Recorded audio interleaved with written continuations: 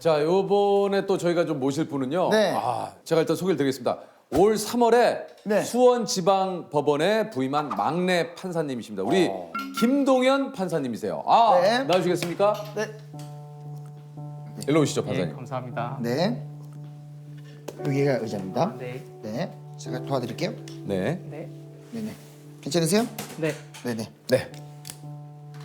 직접 한번 그 판사님께서 직접 소개를 좀 해주시죠. 네. 안녕하세요. 저는 수원지방법원에 근무하는 오동현 판사입니다. 반갑습니다.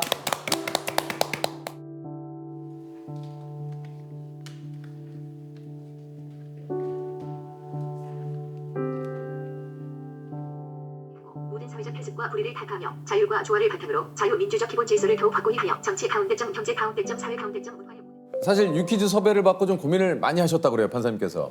네. 좀 부담스럽긴 했는데 제가 나가서 누군가한테 조금 도움이 되면 좋을 것 같아서 예. 출연을 하려고 했습니다. 아니 그저 우리 판사님께서는 좀 일하신 지 얼마나 되신 겁니까? 일단 판사 임용은 지난해 10월 달에 돼서 계속 연수를 받고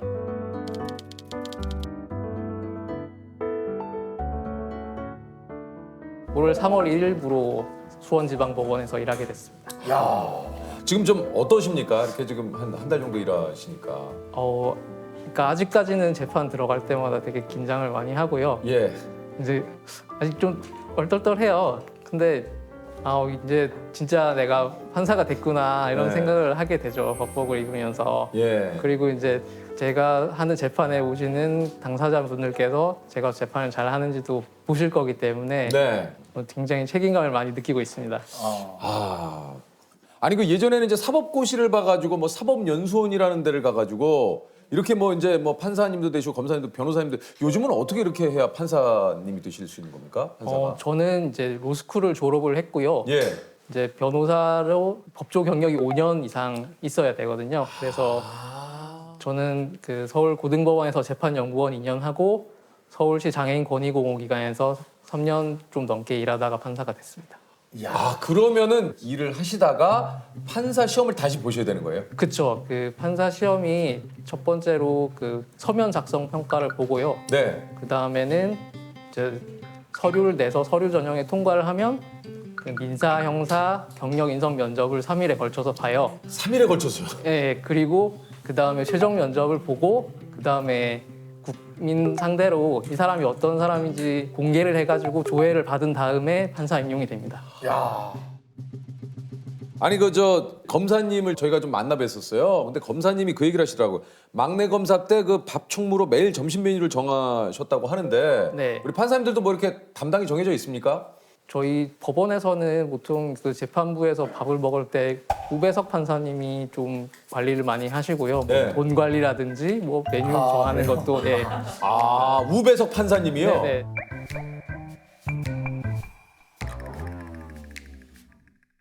저는 자배석이고 저보다 선임이신 분이 이제 관리를 하시고요. 이게 그 이제 재판부에 가끔 보면 판사님이 세 분 계시잖아요. 네네네. 그 이제 우측에 계신 분이 우배석 판사님, 네. 좌측에 계신 분이 좌배석 판사님이군요. 그쵸. 그러면 좌배석 판사님이 가장 그 막내라고 보면 되는 네네 겁니까? 맞습니다. 저는 몰라서 우배석 판사님이라고 하시길래 우배석 씨구나. 그러면 근데 좌배석 판사님은 좌배석 씨고. 좀 몰랐어요. 그래서 우배석 판사님. 아니 그 저 판사님은 좀 하루 일과가 좀 어떻게 되시는지요? 그러니까 일단 아침에 출근을 해가지고요. 네. 이제 재판이 있는 날은 이제 아침에 재판 준비를 좀 하고 10시에 재판에 들어갑니다. 그리고 점심 먹기 전까지 재판을 하고 하시고 2시부터 다시 또 재판을 하고요. 하시고요. 재판이 없는 날에는 아침에 출근해서 이제 계속 기록을 읽고 배석 판사가 해야 되는 제일 중요한 역할이 이제 판결문을 쓰는 일이거든요. 그래서 뭐 판결문 써야 될 게 있으면은 판결문을 쓰고 그런 식으로 이제 계속 진행이 되고 있습니다. 뭐 특별히 뭐 다른 일은 없고요. 아니 그러면은 저 보통 그 일주일에 한 재판을 몇 개 정도를 하는 겁니까? 저희 분은 보통 20몇 건 정도를 하루에 합니다. 하루에? 하루에요? 네네네. 재판을 하루에 20몇 건을 할 수가 있습니까? 그러니까 이제 간단한 사건 같으면 당사자분이 직접 나와가지고 얘기를 많이 하시는 게 아니고요. 이 민사 재판은 서면과 증거를 뭘 냈는지 확인하고 뭐 이제 절차적인 얘기를 하고 추가로 말씀하실 게 있으면 말씀을 하시는데요. 간단한 사건은 5분, 10분 만에 끝나기도 하고. 아 진짜요? 네네. 근데 또 증인 신문이 있으면은 증인 얘기를 다 들어야 되니까 1시간 이상 하기도 하고요. 야, 아니 그러면은 좀 그 재판이 없는 날은 아까 얘기하신 대로 뭐 기록을 살펴보거나 뭐 판결문을 쓰신다고 했는데 기록을 뭐 한 뭐 2,000페이지 뭐 몇천 페이지 되는 거를 뭐 이렇게 보기도 한다고. 네, 그렇죠. 민사 사건도 굉장히 큰 사건들은 몇천 페이지씩 되거든요. 그러니까 제가 지금 보고 있는 사건 중에 사건 기록이 제일 두꺼운 건 6,000페이지가 넘어요. 6,000페이지요? 네. 이제 점자로 만들어진 걸로 보시는 건가요? 제가 점자를 잘 쓰진 못하고요. 네. 사건 기록을 뭐 한글이나 워드 같은 컴퓨터 파일로 만들어주면 그걸 읽어주는 프로그램이 있거든요. 아 그렇군요. 네. 탄산을 피하고 앞으로는 항구적인 세계 평화와 인류 공동에 임하지함으로써 우리들과 우리들의 자손의 안전과 자유와 행복을 야, 근데 그 일일이 그걸 다 들으시려면 그 6,000페이지의 내용이 어마어마하실 것 같은데요. 그렇죠. 근데 뭐 저한테 배당된 사건이니까 제가 다 읽고 잘 판단해야죠. 네. 민족의 평화적 통일의 사명에 입각하여 정의의 가운데적 인도와 동포로서 민족의 단계를 공고히 하고 모든 사회적 해습과 불의를 탓하며 자유와 조화를 바탕으로 자유민주적 기본 질서를 아니 이게 저 말씀하신 대로 이게 사건 기록 외에 증거물도 보시는 방법이 있다고 또 그래요? 네네. 그 이제 그림이라든지 이런 거는 제가 같이 일하는 속기사님한테 설명을 듣고 그다음 뭐 지도라든지 이런 거는 이제 종이에다 프린트를 해서 손으로 짚어가면서 땅이 어떻게 생겼고 어떤 위치에 있고 이런 것들을 이제 파악을 하는 거죠. 이렇게 있어요. 이런 식으로 있고. 원래 좀 어릴 때부터 이렇게 판사가 꿈이셨나요? 사실 저는 판사가 되는 게 굉장히 최근에 생각한 일이고요. 아 그러세요? 네, 저는 어릴 때는 과학자가 되고 싶어서 네. 과학고 갔고 카이스트를 갔거든요. 아, 네? 네. 카이스트를 졸업하신 거예요? 네네네. 아, 이게 영어 원서를 봐야 되잖아요. 근데 책이 안 읽히니까 공부가 하기 싫어가지고 게임 하다가 이제 대학원에 떨어졌어요. 떨어지셨어요? 네, 그래서 이제 진로를 다시 좀 탐색을 해보다가 뭐 결국은 이 길로 왔습니다.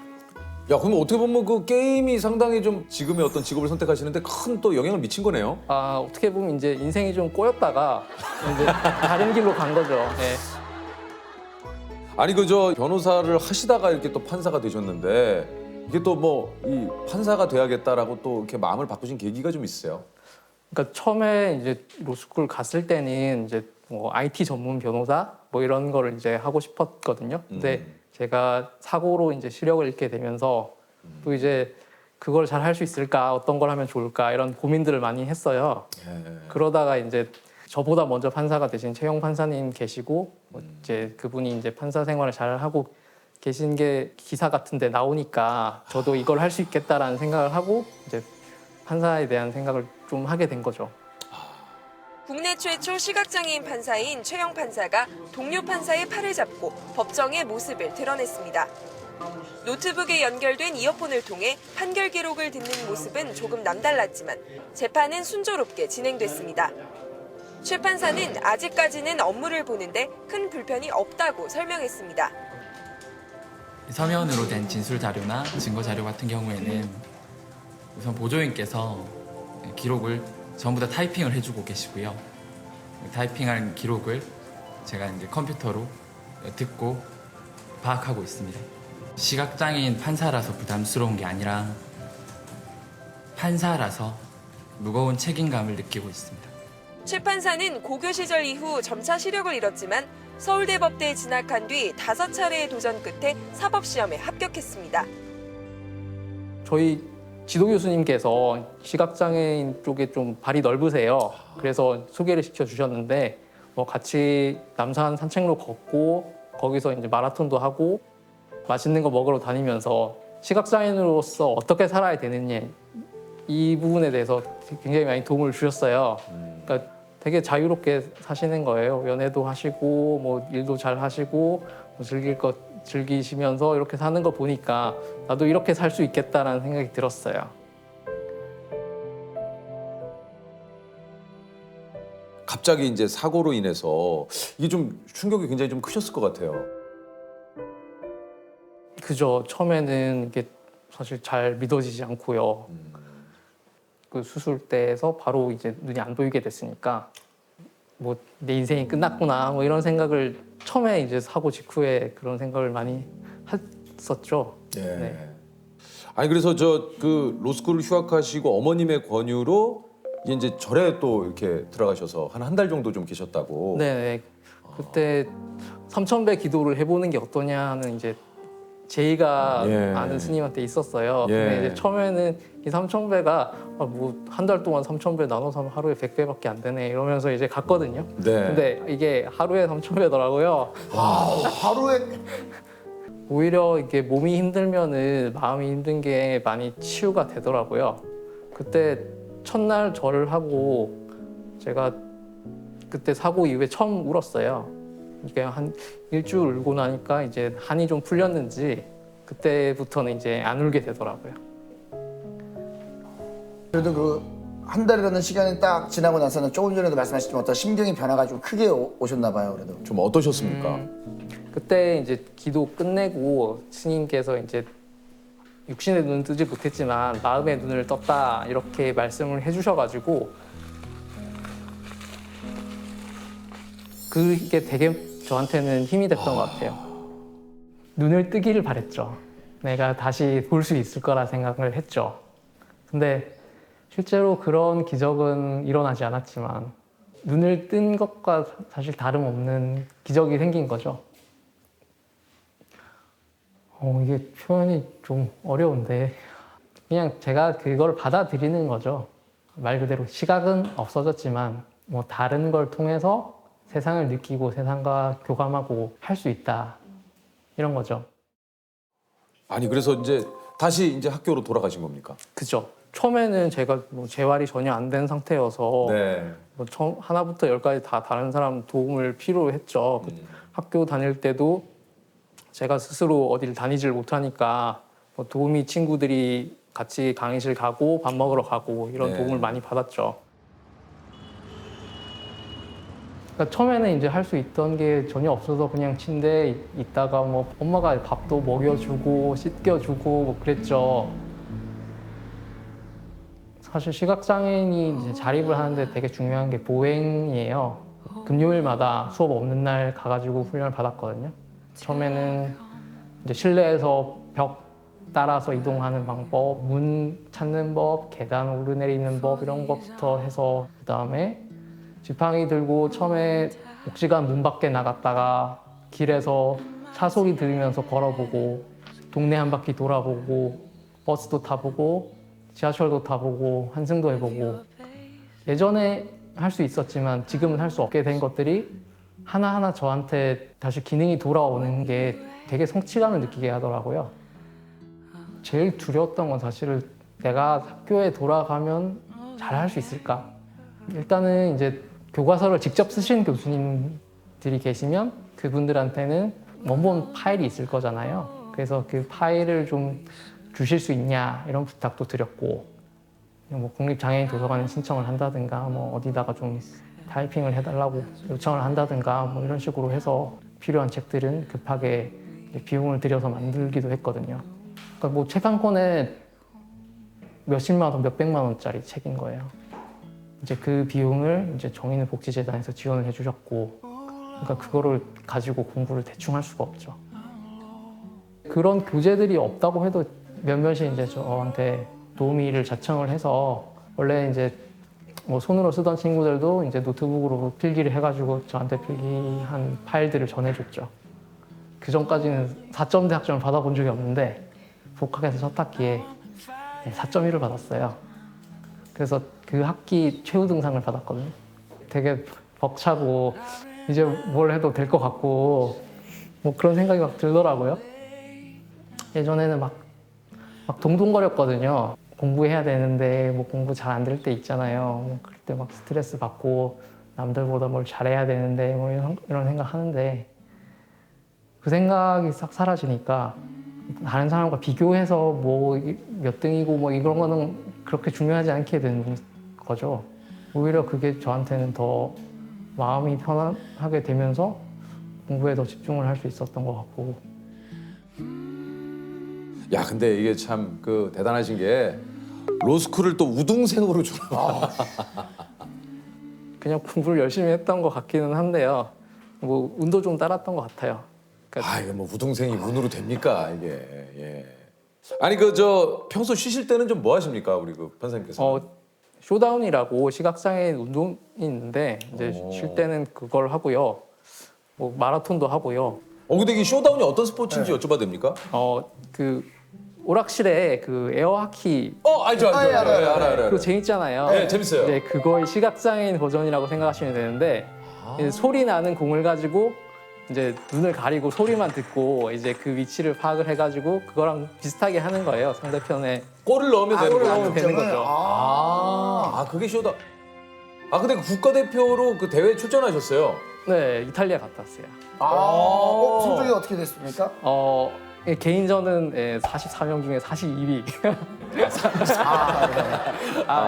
세계 벽이 높더라고요.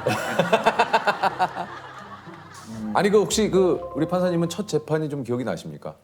첫 재판은 어떻게 지나가는지도 모르게 막 지나갔어요. 보통은 이제 잠시 일어져 주십시오 이렇게 해가지고 이제 판사님 들어오시고 앉고 서로 인사하고 뭐 이렇게 진행을 하는데 네. 제가 제 자리를 찾기가 좀 어려우니까 저희 재판부는 미리 가 있자 그래가지고 자리를 잡고 다 앉아 있는 상태에서 이제 그 당사자나 대리인분들을 맞았어요.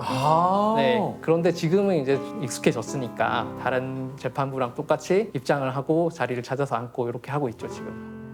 혹시 좀 뭐 지금까지 맡았던 재판 중에 좀 가장 기억에 남는 좀 재판이 좀 있으시다면요? 제가 아직까지 사건을 그렇게 많이 하진 않았는데요.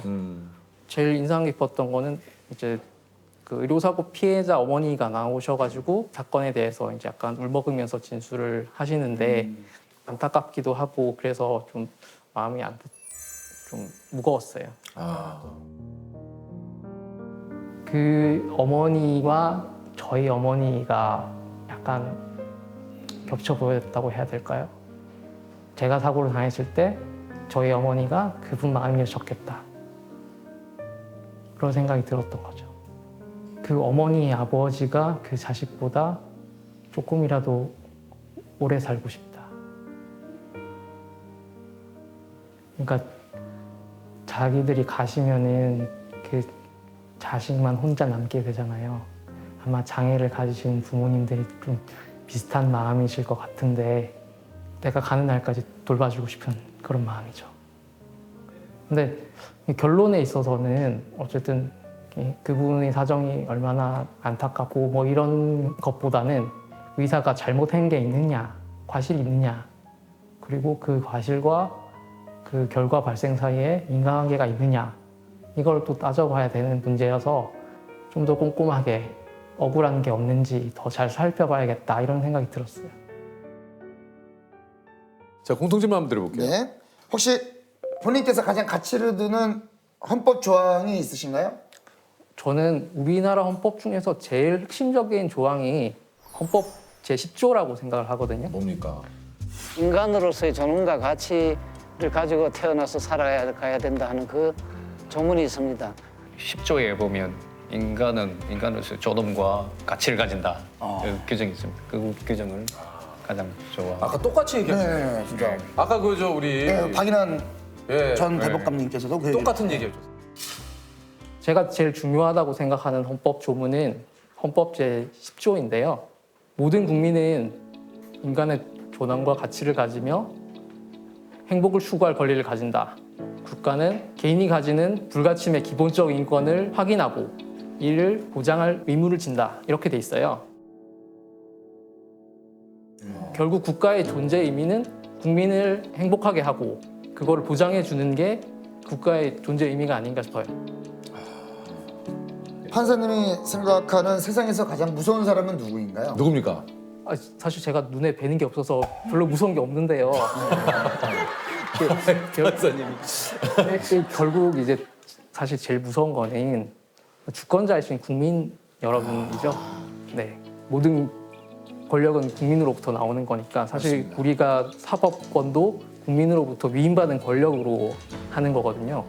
제가 재판을 해드리는 분들이 제 재판에 대해서 굉장히 불만을 가지신다거나 이러면 이제 제가 옷을 벗어야겠죠. 그래서 국민 여러분들을 무서워할 수밖에 없는 것 같습니다. 이건 정말 너무 좋은 얘기를.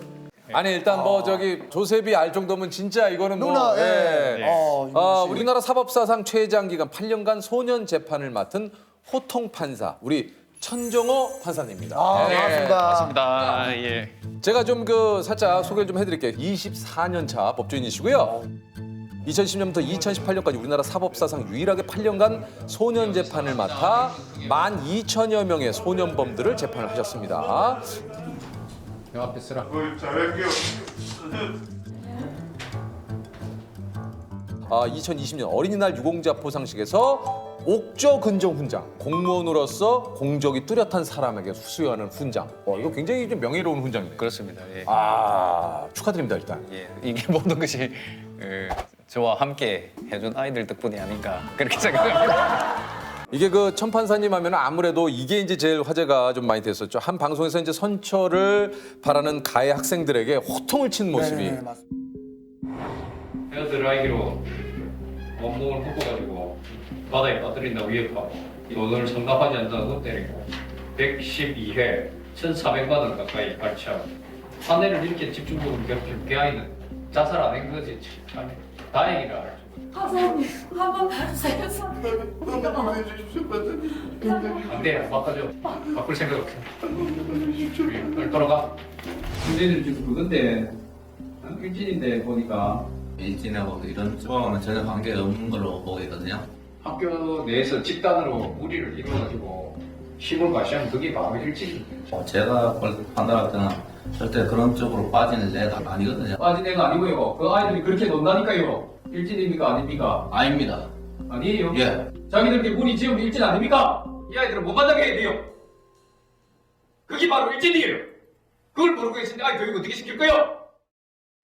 판사가 오죽했으면 호통을 치겠습니까? 채통도 없이. 소년 재판이 그 당시에 아이 한 명에 그 할애되는 시간이 평균 잡아보니까 3분밖에 안 돼요. 3분이요? 네. 그러면 그 그냥 짧은 시간은 다 판결을 내리죠. 예, 너무 이제 사건이 많아서 아이들이 3분의 그 재판을 받고 집으로 돌아가게 되면 이 법정에 대해서 경각심을 못 가질 수가 있을 것 같아서 일본 같은 경우에는 한 건에 1시간 하던데 우리는 그 3분을 가지고 어떻게 활용할까 하는 마음에 이제 아이들이 다시는 법정에 서지 말기를 바라는 마음에서 이제 호통을 친 거죠. 네. 처분은 이렇게 사실 이제 형법보다는 소년법이 기본적으로 가볍게 처벌할 수 있도록 그렇죠, 그렇게 돼 있지 그렇죠. 않습니까? 그 가벼운 처벌을 하는데 이 경각심마저 못 가지고 간다면 맞아요. 다시 법정에 설 가능성이 높거든요. 맞습니다. 맞습니다. 제가 3년 동안 그 제 법정에 5번 선 아이도 있거든요.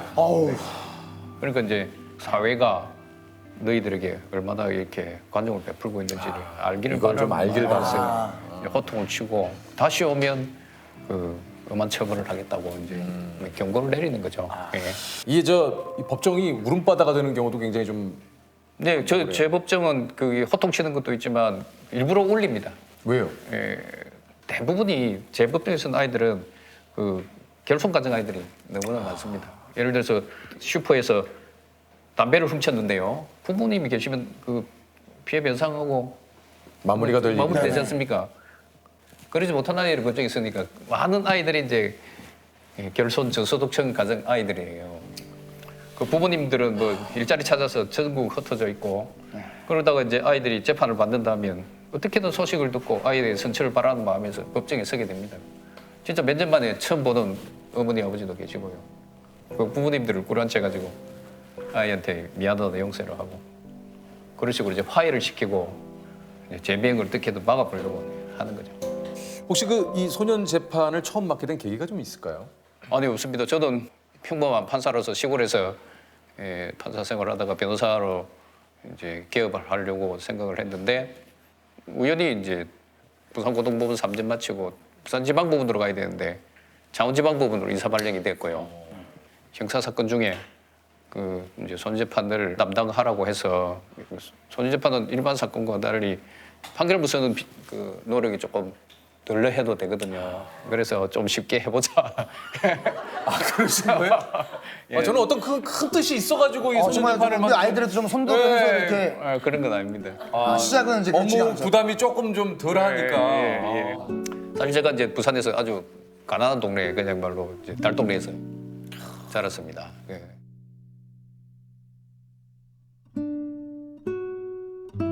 중학교 친구 한 명이 그 친구는 우연히 이제 잘못된 길을 가가지고 부산의 유명한 조폭에 가담했다가 지금 무기징역수로 목포 교도소에서 친구분이요. 25년째 지금 복역하고 있고 저는 판사 생활 24년째 하고 있고 그리고 제 주위에도 이제 그런 친구들이 참 많았습니다.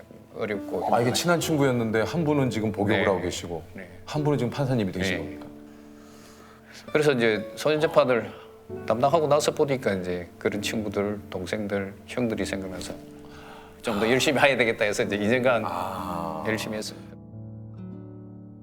그 친구 뭐 가끔 이제 몇 개월마다 한 번씩 편지를 주고받기는 하는데 안타까운 게 그 아이 편지는 존댓말로 저한테 이리 오니까 너무 왔다.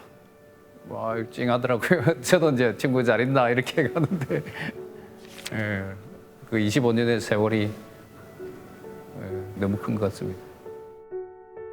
그리고 이제 그 편지를 이제 저한테 주면서 관계하고 있는 아이들에게 편지 좀 보여주라. 그래서 내처럼 이런 인생을 살지 않도록 어쨌든 반면교사 삼아줬으면 좋겠다고. 요즘 그 사회적으로도 그런 이슈에 대해서 많은 분들이 좀 처벌이 너무 가벼운 것이 아니냐. 뭔가 이게 네. 좀 엄중한 처벌, 법을 좀 더 강화를 해서 이게 좀 그거에 대한 책임을 확실하게 좀 물어야 되지 않느냐 이런 얘기도 좀 많이 있잖아요. 예. 그래서 저는 이제 아까 말씀드렸듯이 소년법은 형법보다는 가볍게 처벌하도록 되어 있기 때문에 저는 그 정신을 살리되 어느 소년 판사님보다 저는 엄하게 하거든요. 그래서 제가 그 소년 보호 처분 중에 가장 무거운 처분이 10호 처분입니다. 10호 처분은 뭡니까? 예. 그 소년은 2년간은 예. 그게 10호 처분이라고 예. 하는 거고. 예. 그래서 아이들이 종자를 빼고 10을 넣어 1010호라고 저보고 이제 10호 처분을 하도 많이 내려가지고 예. 1010호. 그래서 이제 저도 이제 벌할 때는 정확하게 하지만 처벌한 이후에 그럼 재부비행을 막기 위해서 우리 사회가 좀 더 노력했으면 좋겠다는 그렇죠. 그런 그러니까 바람에서 지금까지 축구도 같이 활동했습니다. 하시고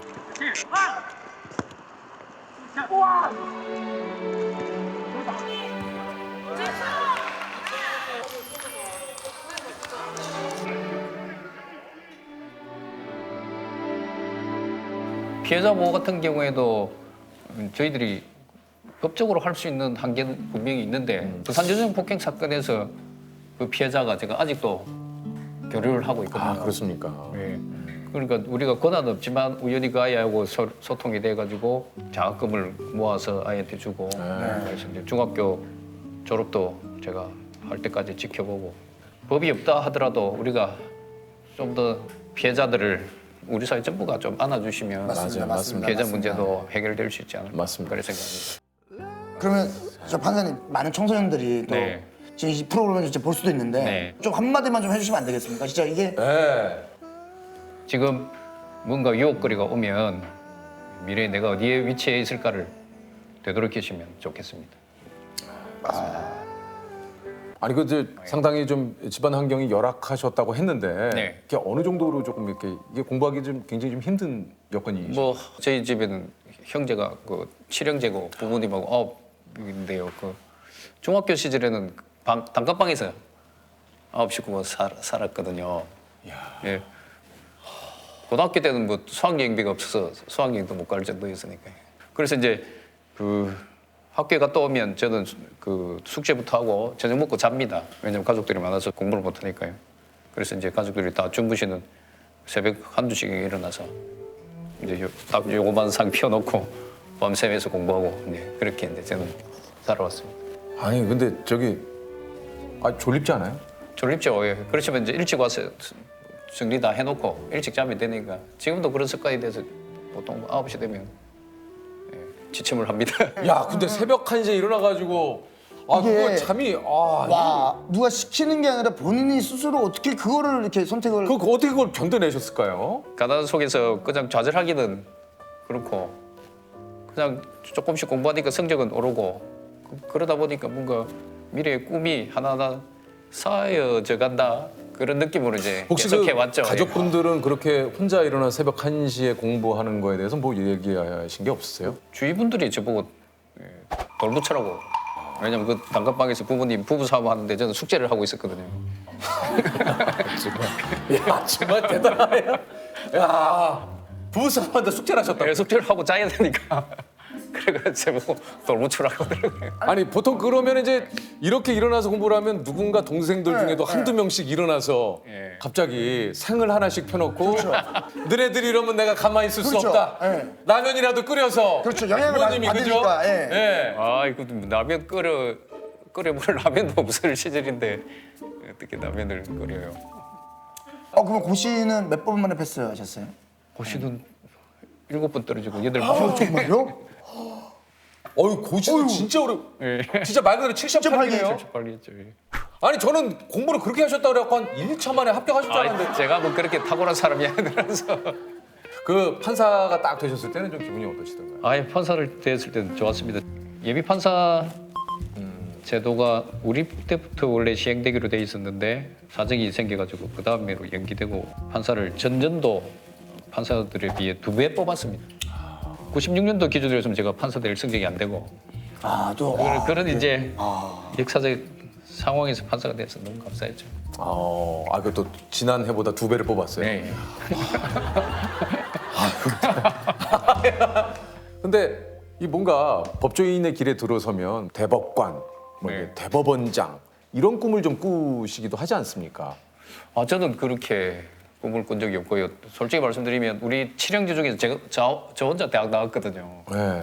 그래서 한 20년 정도 근무하고 변호사 개업해서 이제 동생들, 그 누나들 챙겨주겠다고 지금 그렇게 생각했기 때문에 저는 뭐 승진한다든지 그런 건 전혀 머리에 넣어둔 적이 없습니다. 그럼 뭘 머리에 넣어두셨었나요, 늘상?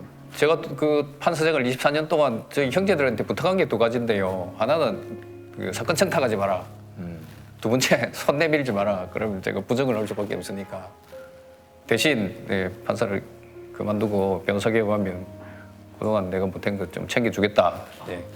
그렇게 했는데요. 손해재판 함으로 인해 가지고 20년째 그 퇴직할 예정이다.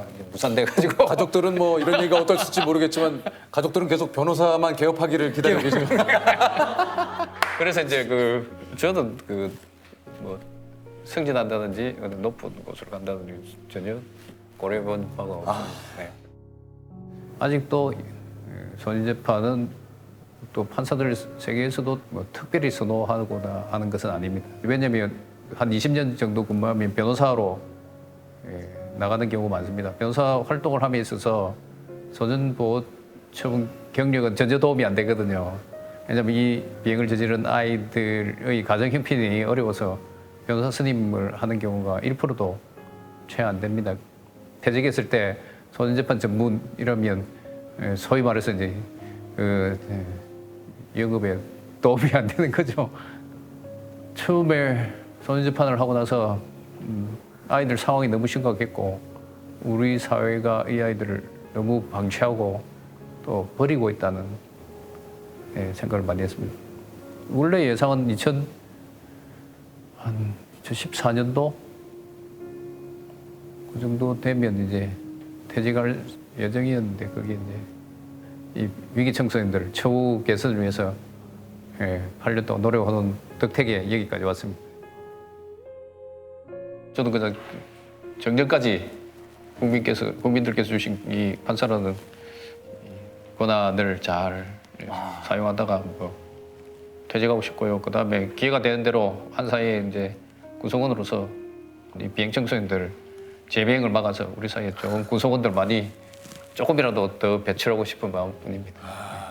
아니 오늘 그 공통 질문 한번 좀 드려볼까요? 네. 혹시 판사님이 가치를 두는 헌법 조항은 혹시 뭐 있으십니까? 내가 가장 좀 가치를 두는. 그 10조에 보면 인간으로서 존엄과 가치를 가진다. 그 규정이 있습니다. 그 규정을 가장 좋아. 아까 똑같이 얘기하셨어요. 네, 진짜. 아까 우리 박인환 예. 전 대법관님께서도 그 얘기를 똑같은 얘기 해줬어요. 국가는 결국 이제 인간을 어떻게 정당하게 대우할 것이냐 정의의 문제를 다루기 때문에 그 정당한 대우를 하는 최선의 길은 그 인간의 존엄을 존중하고 그 가치를 우리가 제대로 평가해 주는 데 있지 않을까 그래 참 생각합니다. 그 한 줄에 예, 많은 것이 담겨 있는데. 진짜 예.